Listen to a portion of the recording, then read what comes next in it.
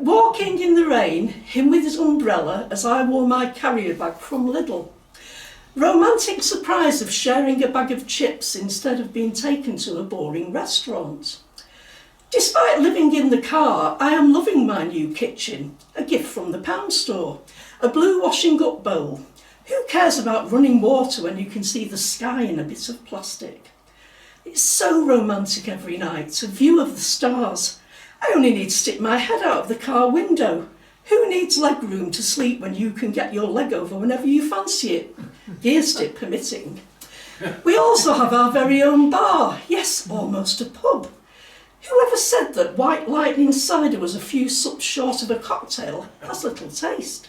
Indeed, our clientele come from all walks of life. Some are steadier on their feet than others, but they are all connoisseurs of the nectar, which is also unkindly labelled loony juice. Indeed, we have come to call this park bench our own, after the car was repossessed.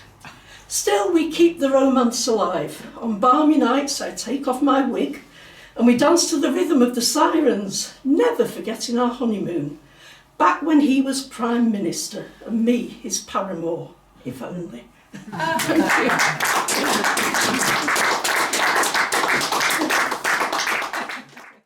The local foxes have started to befriend me, probably because I smell, having cut down to 1 shower a week, to save on the lecky. The other night I got out of my car and there was one of our local foxes just looking at me. The fox came over and sniffed me, nodding his head in an approved way. Obviously, not showering much is an advantage in Foxland. I followed him and soon we came to his lair. Not a lot to write home about structurally, but inside it was full of foxes who were holding what looked like musical instruments. They were fashioned from bits of wood and had strings which looked suspiciously like they had come from living creatures as they had flecks of what looked like blood sticking to them. Having travelled around a bit and observed that people have different customs, I try and fit in where I can. Imagine my surprise when one of the foxes offered me an instrument. It was not the guitar or banjo of my dreams, but it did have 4 strings. Nothing in the way of frets, but then my fretting was enough. I began strumming the instrument and singing. Initially the foxes seemed happy. Halfway into my set, one of them stood up and said, "We were promised Springsteen if we made the instruments." Then they all started to get angry. Well, I did what any red-blooded woman would do in those circumstances. I offered them a recording deal. And that is why me and the feral slow foxes are trying to hit the big time. Thank you.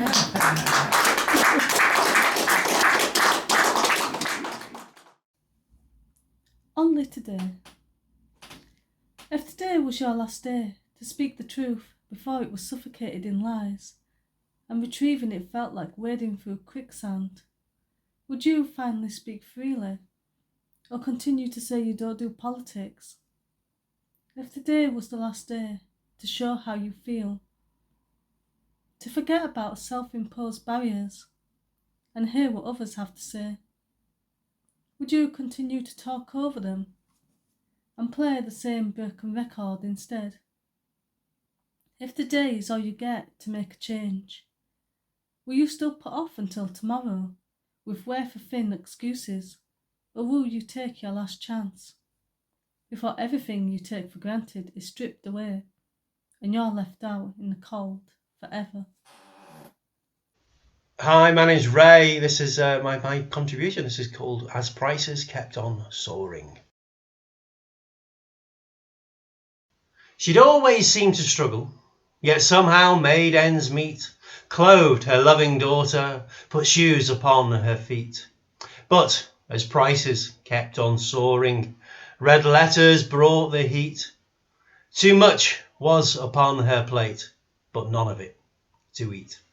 Starved by consequences, start choices thick and fast, her benefits so pitiful, she could barely make them last.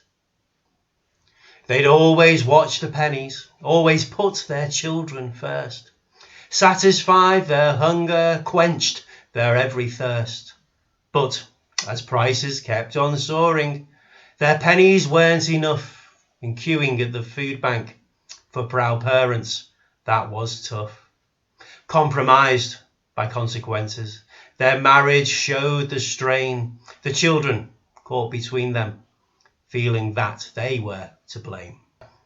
She had always felt triumphant with the business she had grown, built it up from nothing except the courage she had shown.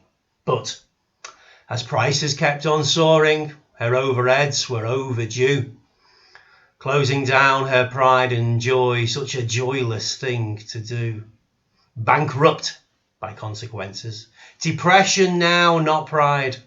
Not unlike her humble home, she was empty, cold inside. She'd always been so prudent, her age made her that way, rationed by the purse strings, saved for a rainy day. But as prices kept on soaring, the rainy days became a flood.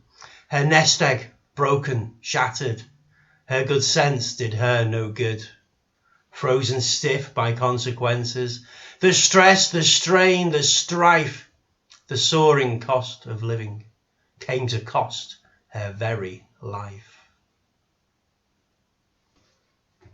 They'd always made a profit, fat cats fueled by greed, a bonus in the pipeline more than they'd ever need. And as prices kept on soaring, they lined their pockets even more, rubbed their hands together, energized themselves for sure. Filthy rich by consequences, their callousness displayed, the soaring cost of living.